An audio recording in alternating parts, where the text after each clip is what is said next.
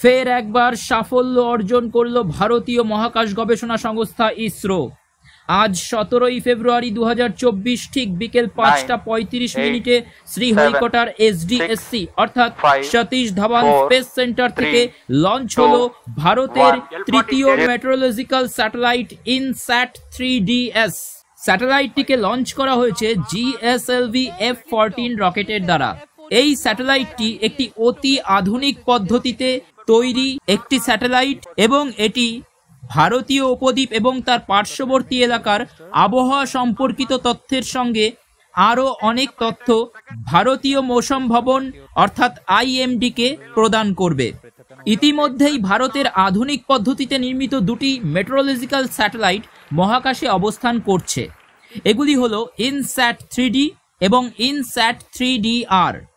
INSAT 3D launch হয়েছিল 25 জুলাই 2013-তে এবং INSAT 3DR launch হয়েছিল 28 আগস্ট 2016-তে।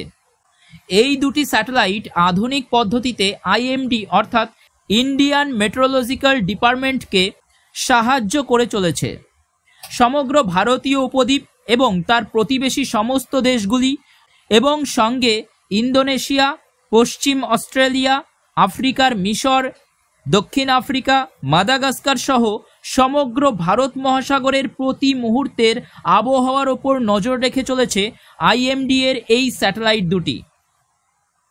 এখন ইনস্যাট 3D ও ইনস্যাট 3DR এর সঙ্গে যুক্ত হয়ে ইনস্যাট 3DS উল্লিখিত ভারতীয় উপদ্বীপের আশেপাশের এলাকাগুলি এবং ভারত মহাসাগরের ওপর আরও পুঙ্খানুপুঙ্খভাবে নজরদারি চালাবে। এই স্যাটেলাইটগুলি অবস্থান করছে জিও স্টেশনারি অরবিট বা জিও সিঙ্ক্রোনাইজ অরবিটে, অর্থাৎ মহাকাশের এমন একটি কক্ষপথ যেখানে কোনো স্যাটেলাইট পৃথিবীর আবর্তন গতির সঙ্গে তার পৃথিবীর চারিধারের আবর্তন সম্পন্ন করে। অর্থাৎ যেভাবে পৃথিবী তার অক্ষের চারিদিকে 23 ঘন্টা 56 মিনিট ও 4 সেকেন্ড সময়ের মধ্যে একবার আবর্তন সম্পন্ন করে, সেইভাবে এই স্যাটেলাইট তিনটিও পৃথিবীর চারিদিকে তাদের আবর্তন 23 ঘন্টা 56 মিনিট 4 সেকেন্ডেই সম্পন্ন করবে।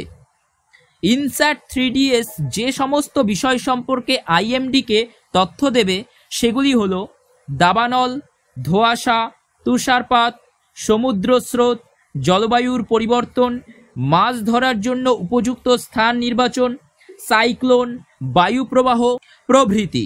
এই স্যাটেলাইটগুলির জীবনকাল প্রায় 10 বছর পর্যন্ত নির্ধারণ করা হয়েছে।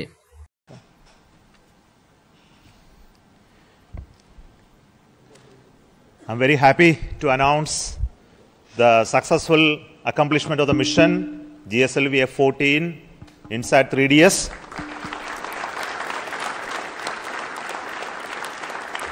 মহাকাশ গবেষণা সম্পর্কিত এরকম অনেক আপডেট আমি এই চ্যানেলে দিয়ে থাকি, তাই ইসরোর সম্প্রতি GSLV F-14 রকেট দ্বারা লঞ্চ করা ইনস্যাট 3DS সম্পর্কিত এই ছোট্ট ইনফরমেশনটি যদি আপনাদের ভালো লেগে থাকে তাহলে অবশ্যই লাইক, শেয়ার এবং কমেন্ট করুন এবং চ্যানেলে যদি নতুন হয়ে থাকেন তাহলে অবশ্যই চ্যানেলটিকে সাবস্ক্রাইব করুন।